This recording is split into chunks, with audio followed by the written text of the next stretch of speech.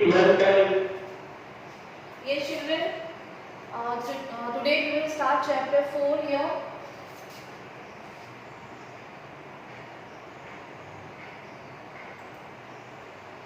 Yes, first of all, children, as we know that agriculture, it is consists of two words, that is agri plus culture. Agri means land and culture means cultivation. Okay, and we have introduced you yesterday that 2/3 of population in India is depend on agriculture for their food grains, right? Approximately 20% share the contribution of primary sector is 20% in GDP, right? Approximately 20% share जो है वो primary sector यानी agriculture sector का GDP में every year जो share है, आपने economics में पढ़ा था लास्ट चैप्टर में, जो हमने 3 सेक्टर्स ऑफ इकोनॉमी पढ़ा था, उसमें हमने ये पढ़ा था कि अप्रॉक्सीमेटली 20% शेयर जो है वो प्राइमरी सेक्टर का जीडीपी में होता है, ठीक है? Yes, and it also produces raw materials to the different secondary sector में जो इंडस्ट्रीज हैं, ठीक है, बहुत सारी एग्रो बेस्ड इंडस्ट्रीज हैं जो कि डिपेंड करती है प्राइमरी सेक्टर पे, तो it produces raw materials for the manufacturing for the secondary sector, right? So in this way you can define agriculture, right? It is the ancient economic activity. सबसे पहले जो इकोनॉमिक एक्टिविटी जो humans ने learn की थी, ना पहले manufacturing करना जानते थे, ना ही कोई टाइप की सर्विस थी। First activity, first economic activity the humans learn, that was agriculture, ठीक है? So in this way you can define what is agriculture, okay? Then whatever you write, if the question comes what are the features of agriculture, then you can further include the topic such as types of farming, that will be continue here. कल आपको ये introduce किया था what are the different types of farming, but in your book only few topics are covered, so we will continue. And pattern of cropping, ये सब कुछ जो है वो एग्रीकल्चर के फीचर्स हैं, राइट? आरएस में Yes, ma'am. Yes. So here children are, wait a minute. If you will see, only few types of farming is given in your book, right? Yesterday we have explained you about the different types of farming, like horticulture, floriculture, monoculture. Lot of types of farming is there, but in your book here only few types of farming is given. Please mute your mics, children.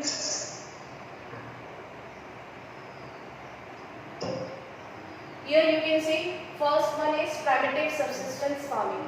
Primitive, जैसे कि नाम से ही पता है, primitive means old method और ancient method. प्राचीन समय से जो हमारी प्रथा है खेती करने की, जो ओल्ड सिस्टम ऑफ कल्टीवेशन है, उसी को हम प्राइमेटिव कहते हैं। और प्राइमेटिव फार्मिंग या फिर प्राइमेटिव सब्सिस्टेंस, दोनों का मतलब एक ही है।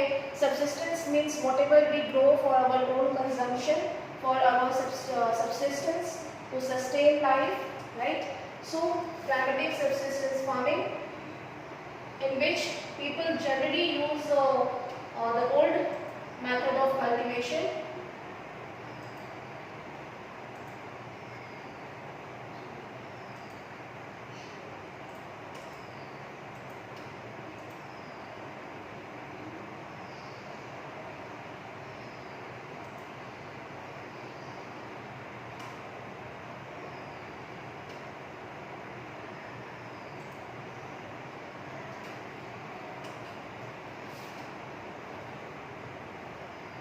Children, primitive farming in which people generally use the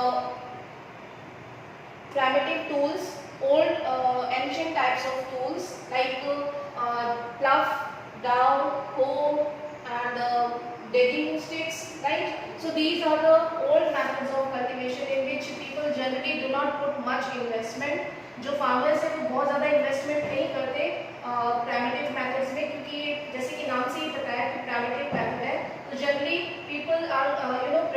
for their own consumption. So only few old methods of traditional agriculture है, traditional खेती है, तो वो old traditional तरीके से ही follow करेंगे, कोई modern technique या modern methods नहीं use कर रहे हैं. Generally जो family के members हैं, ठीक है, family members ही इसमें involve होते हैं. जो family members और community members हैं, generally they use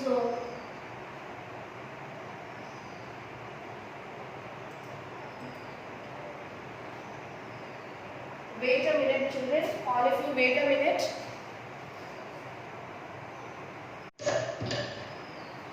Yes children, first one is here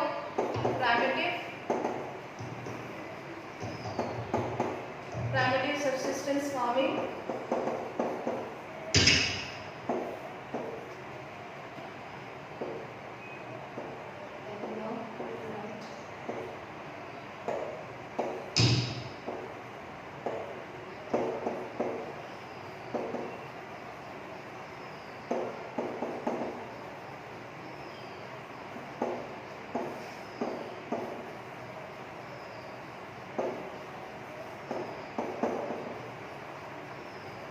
Here children, yesterday we have discussed this thing. Primitive means old, means whatever different techniques जो है वो traditional method use की जाती हैं, ठीक है. Traditional methods is use for the cultivation. Generally किसी भी तरीके का कोई इरिगेशन फैसिलिटी या फिर फर्टिलाइजर्स, इंसेक्टिसाइड्स, ये सारे जो चीज़ें हैं वो एग्रीकल्चर में नहीं यूज़ की जाती है, क्योंकि इसी को हम ट्रेडिशनल मेथड ऑफ कल्टीवेशन कहते हैं. जनरली जो लोग हैं, जो फार्मर्स हैं, they are depend on rainfall, ठीक है, फॉर द इरिगेशन. कोई आर्टिफिशियल इरिगेशन सिस्टम वो यूज़ नहीं करते, ठीक है. तो ये ओल्ड मेथड ऑफ कल्टीवेशन या ट्रेडिशनल मेथड ऑफ कल्टीवेशन को फॉलो करते हैं. इसमें इन्वेस्टमेंट बहुत ही कम करते हैं, because they are going for their own consumption, right, for their subsistence, so they are not using any kind of inputs. Okay, generally जो इनके farms होते हैं वो बहुत ही small, हम कह सकते हैं small patches of land, small patches of land होते हैं, बहुत ज़्यादा उनके पास land available नहीं होती है. Generally इस टाइप की कल्टीवेशन को हम दो डिफरेंट नेम्स जानते हैं. एक पहला है शिफ्टिंग कल्टीवेशन और दूसरा है नोमैडिक फार्मिंग, ठीक है. Shifting cultivation. Excuse me ma'am. Yes yes बेटा बोलिए. Yes, whiteboard is not visible. No ma'am.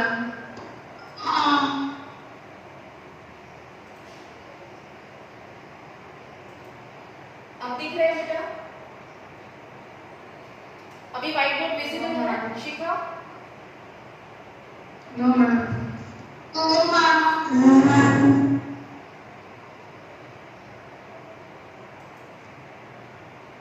From here I am sharing, but I don't know what is happening. There is so much of technical problems. Is it okay now? अभी दिख रहा है? Ma'am. नहीं दिख रहा है? Okay, एक बार आप फिर वापस से बैक करके देखिए मोबाइल से.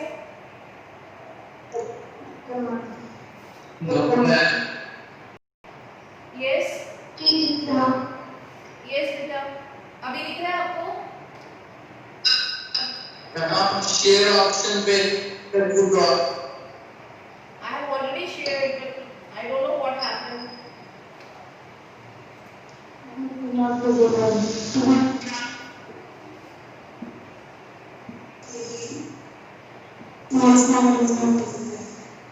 अभी दिख रहा है? Yes? That means any network problem. Maybe.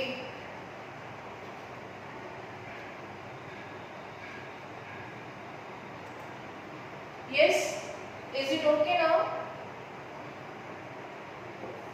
Okay children, primitive subsistence farming is old or traditional method of cultivation where they do not use any kind of inputs, machines or nothing. They have very small patches of land and they are generally depend on rainfall for the irrigation purpose, and family members are included. Only family members are included. कोई other extra labour नहीं रखते क्योंकि फिर उनको पे करना पड़ेगा, ठीक है। जनरली सबसिस्टेंस फार्मिंग जो है वो 2 टाइप्स में हम डिस्क्राइब कर सकते हैं, शिफ्टिंग कल्टीवेशन और दूसरा है nomadic farming. Right, shifting cultivation is the same method, same ही मेथड होता है where generally people select a patch of land and they cultivate on that particular land for 2 to 3 years, and after 2 to 3 years when the fertility of the land decreases, then they shift to some other place. Generally they they slash the vegetation of that particular land and then burn. After some time they left that place, ठीक है। जो उसकी ashes होती है उसी से वो fertility increase होती है, then they grow the seeds and then harvest, ठीक है। And after using such land for 2 to 3 years, they left or abandoned that particular farm, ठीक है। उसको कुछ समय के लिए छोड़ देते हैं, and after few years दोबारा से वो कोई और लैंड सेलेक्ट करते हैं। तो ये एक शिफ्टिंग मेथड है जो हमेशा एक जगह से दूसरी जगह वो लोग शिफ्ट होते हैं। Generally shifting cultivation is practice in tribals in India, जो ट्राइबल कम्युनिटी है वो प्रैक्टिस करती है shifting cultivation. In India generally north eastern side में इसका जो फेमस नेम है वो झूम कल्टीवेशन या झूमिंग के नाम से फेमस है, ठीक है। There is another different names of shifting cultivation is given in your chapter that you have to learn. I am showing you once, एक बार आप बुक में जरूर देखेंगे, and then you underline these things. 1 mark question और objective type of questions come from here. I am showing you here in north east area jhum cultivation is practice in Assam, जो 7 sisters state है, मेघालय, मिजोरम, नागालैंड, उन जगहों पे इनका जो ट्राइबल कम्युनिटी है वो शिफ्टिंग कल्टीवेशन प्रैक्टिस करते हैं। The names are given, you can underline here. Manipur में pamlou, deepa in Bastar district in Chhattisgarh and in Andaman and Nicobar islands. These names are they have different names. जो ट्राइबल कम्युनिटी है उनकी जो लैंग्वेज है, जो लैंग्वेज वो बोलते हैं, ठीक है, उसी लोकल लैंग्वेज के अकॉर्डिंग उन्होंने इस कल्टीवेशन का नाम रखा हुआ है, ठीक है। हर जगह पे अलग अलग नाम देखने को मिलेंगे, तो आप इसको ज़रूर से याद करेंगे, राइट। ये नेम्स जो ये वर्ल्ड के डिफरेंट कंट्रीज में जो शिफ्टिंग कल्टीवेशन प्रैक्टिस की जाती है उनके नेम्स भी दिए हुए हैं। That is given here, shifting slash and burn agriculture, जिसको कि शिफ्टिंग कल्टीवेशन को ही हम स्लैश एंड बर्न एग्रीकल्चर भी कहते हैं। It is called as milpa in Mexico, Central America, as Conoco, Venezuela, Roca in Brazil, Mason in Central Africa, Ladakh in Indonesia, Ray in Vietnam, ठीक है। तो ये names आप underline जरूर करेंगे। Then in India, it is called Bewar or Dahiya in Madhya Pradesh, right? Pega in Andhra Pradesh and Kumari, right. ये कुछ names है जो कि बहुत ही इंपॉर्टेंट है and it can come in objective types of question.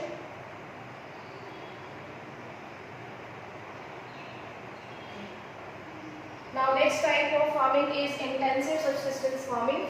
Intensive as well as subsistence, it is given here. Subsistence means here whatever we grow for our consumption. Okay children, now intense, जैसे कि नाम से ही पता है, intense means high pressure or very strong pressure given on land, ठीक है। The farmers use all the methods, all the modern methods or all the modern inputs, ठीक है, all the modern technology, और in this way they are putting a lot of pressure, strong pressure on small land or whatever land they have, ठीक है, to increase their production, to increase their productivities. So that is why वो लोग हर तरीके का investment और हर तरीके के inputs, fertilizers, chemical fertilizers, biochemical fertilizers, जो भी चीज़ें हैं वो हर तरीके से वो modern methods को use करते हैं। high yield variety of seeds का इस्तेमाल करते हैं, ठीक है।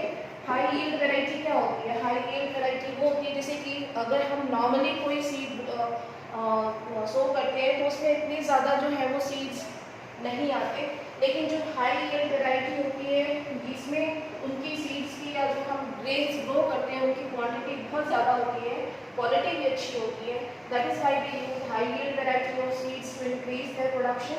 उनके पास बहुत ज़्यादा लैंड नहीं है, ठीक है, तो हर तरीके से वो अच्छे मेथड्स, मॉडर्न मेथड्स, अच्छी इनपुट्स, ठीक है, अपनी प्रोडक्शन को इंक्रीज करने के लिए यूटिलाइज करते हैं, right. So that is called intensive farming, where the intensive pressure is given on, high pressure is given on the small land. Generally, this type of agriculture is practiced on high density of populated regions in India. जहाँ पे कि ज़्यादा populated regions हैं, जैसे कि northern plains और north India में, वहाँ पे इंटेंसिव फार्मिंग हमें ज़्यादा देखने को मिलती है, राइट. जबकि प्राइवेट सब्सिस्टेंस जो है वो बहुत ही रिमोट एरियाज में और नॉर्थ ईस्ट और ट्राइबल एरियाज में हमें देखने को मिलते हैं. Okay.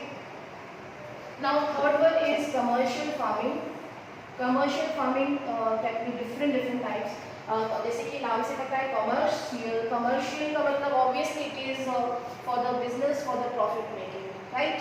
So here commercial farming includes plantation and all the type of cultures like monoculture, like floriculture, viticulture, जो भी चीज़ें, ठीक है, वो सब इसमें इंक्लूड हो जाती है. But in your book it is given plantation, right. Commercial means on, commercial farming means on large track of land. ज़्यादा जो हमारा जो फार्मर्स हैं उनके पास बहुत ज़्यादा लैंड होती है, ठीक है, उस लैंड को means large cultivation area is got, ठीक है. And here they use all the good modern technology to increase their production. They use all variety of high yield variety, right. They also use machines. They use good inputs to increase their production, right. They use modern technology to increase their production. Okay. And यानी कि capital investment है, जहाँ पे जितना ज़्यादा आप capital investment करेंगे उतना अच्छा आपका प्रोडक्शन होगा, ठीक है. प्लांटेशन को अगर हम डिफाइन करें तो plantation includes tea plantation, rubber plantation and coffee, right, sugar cane, bananas, right, और different types of fruits, apple, जितनी भी चीज़ें हैं जिनको हम देखते हैं जिससे हमें बेनिफिट हो सकता है, वो कमर्शियल प्लांटेशन में इंक्लूड होगा, ठीक है. मैंगोज है, नागपुर ऑरेंजेस का नाम सुना है आपने, यूपी और सेंट्रल पार्ट ऑफ इंडिया है, वहाँ पे मैंगोज की वैरायटी है. तो इन सब चीज़ों के लिए ये प्लांटेशन हम कह सकते हैं कमर्शियल जो है फार्मिंग यूज़ की जाती है, जहाँ पे कि इन्वेस्टमेंट ज़्यादा हो, कैपिटल इन्वेस्टमेंट ज़्यादा होती है, large track of land use की जाती है, ठीक है. Specific type of crop is produced, understood, ठीक है. एंड जनरली कमर्शियल फार्मिंग के लिए हमें अच्छा well connected roads, well connected communication services और ट्रांसपोर्टेशन, इन सब की ज़रूरत होती है. Because in this way they can take the raw materials from the farms to the industry. Understood? इतना क्लियर है सभी को? Is it clear? क्वेश्चन है. यस, बेटा बोलिए. मैम, जो कंपनीज होती, जो बिग कंपनीज होती, वो इन्वेस्ट नहीं करते फार्मिंग में. Big companies yes of course करती है, बिग कंपनीज करती है. बहुत सारे ऐसे इंडस्ट्रीज आप देख रहे हैं जो कि आजकल जूस बना रहे हैं. कुछ ऐसे इंडस्ट्रीज जो है वो प्रोड्यूसर से, फार्मर से जो है वो ग्रेन्स लेती हैं, फिर उस पर अपना ब्रांड लगा के फिर उसको सेल कर रही हैं. बहुत सारी ऐसी इंडस्ट्रीज आप देख रहे हैं आजकल, है कि नहीं, ठीक है. आप जैसे कि एप्पल है और ऑरेंजेस है, पॉमीग्रेनेट, बहुत सारे फ्रूट्स हैं जो कि वो फार्मर से लेते हैं और उसके बाद प्रोड्यूसर से लेने के बाद अपने ब्रांड करके उसको इंडस्ट्रीज में बेचते हैं.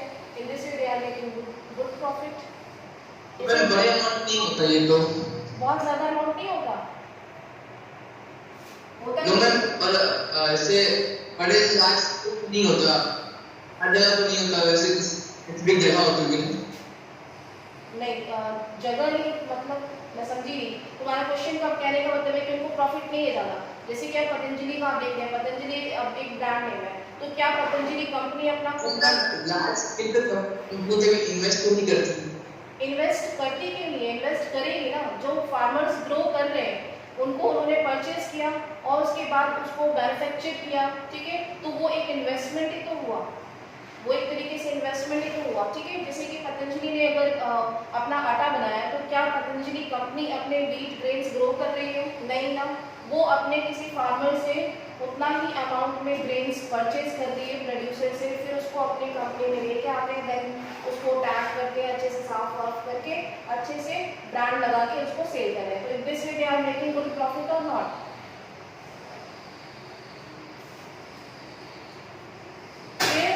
Yes, ma'am. इस तरीके से और भी कई सारी कंपनीज हैं, आप देख सकते हैं, मतलब ये जो स्मॉल हर फार्मर्स जगह हैं। नहीं होता ना, यस, बताइए, कम अगेन। ये हर जगह तो नहीं होता ना। हर जगह हो सकता है, लेकिन यस, इन्वेस्टमेंट यानी कि ये तो कंपनी पे, तो इंडस्ट्री पे डिपेंड करता है कि वो किस चीज़ को या कितनी क्वांटिटी में इन्वेस्टमेंट करना चाहती है, ठीक है। हो सकता है एंड गवर्नमेंट तो अगर यह गवर्नमेंट जा सकती है। सॉरी, गवर्नमेंट भी इन्वेस्टमेंट करती है, गवर्नमेंट लेती है इन प्रोड्यूसर से, फार्मर से लेती तो है ग्रेन्स, लेकिन फिर उनको सेल नहीं कर सकती क्योंकि उनका ऑब्जेक्टिव प्रॉफिट मेकिंग नहीं है, उनका ऑब्जेक्टिव कमर्शियल नहीं हो सकता, उनका जो मेन ऑब्जेक्टिव है वो लोगों की हेल्प करना है, ठीक है। So that is why they take the things from the farmers और प्रोड्यूसर्स और फिर उनको राशन शॉप्स में और फिर सेल करके, आपने पढ़ा हुआ ये चैप्टर है ना प्रीवियस क्लास में पढ़ा था ना, फूड सिक्योरिटी, यस मैम। ठीक है। तो ये डिपेंड करता है, यहाँ पे कमर्शियल का मतलब है कि हमारा जो प्राइमरी सेक्टर है उससे भी बहुत ज़्यादा हम प्रॉफिट कमा सकते हैं। अलग अलग टाइप्स की ग्रेप्स है, ऑरेंजेस हैं, एप्पल्स हैं, आप देख सकते हैं, इनका भी प्रोडक्शन इंक्रीज किया जा रहा है और कमर्शियल में प्रॉफिट के लिए हम उनको प्लांटेशन एग्रीकल्चर करके बहुत सारी कमर्शियल पर्पज के लिए ग्रो कर सकते हैं। Understood? Yes, student? Yes ma'am. Okay. These are very basic things. Yes, ma'am. Now we will take a very small topic, that is cropping pattern.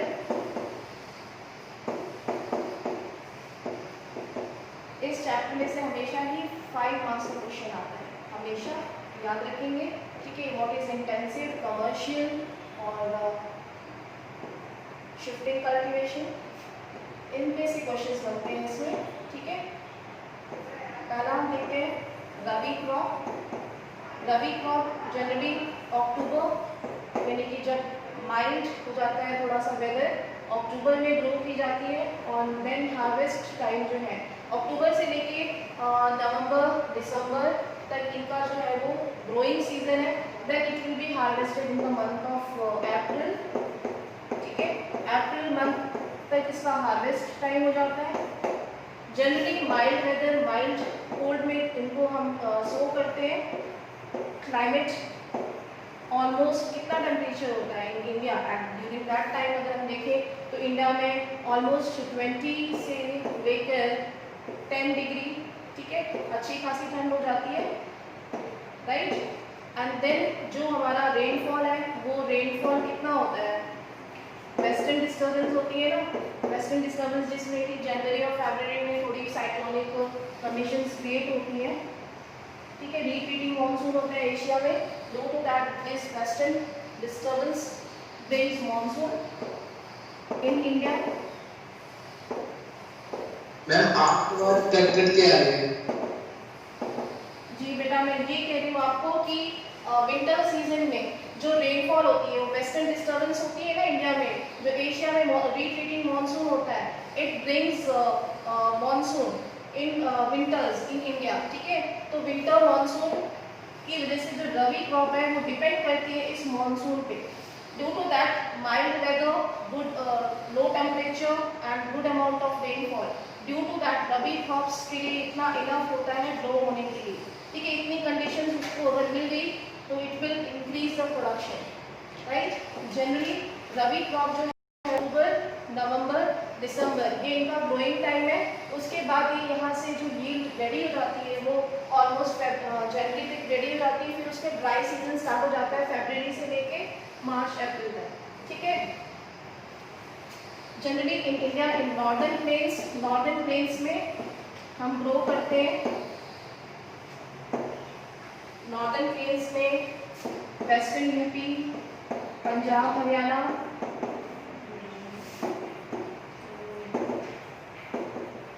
यहाँ पे these are the buckets of the rabi crops. जैसे कि नाम से पता है आपको, Punjab Haryana was the leading during the Green Revolution. Clear इतना? Yes, ma'am. Okay. We will continue from here tomorrow, children. Please make notes. ठीक है? इतना टॉपिक Okay, क्लियर हो ma'am. गया आपको? What is rabi crop?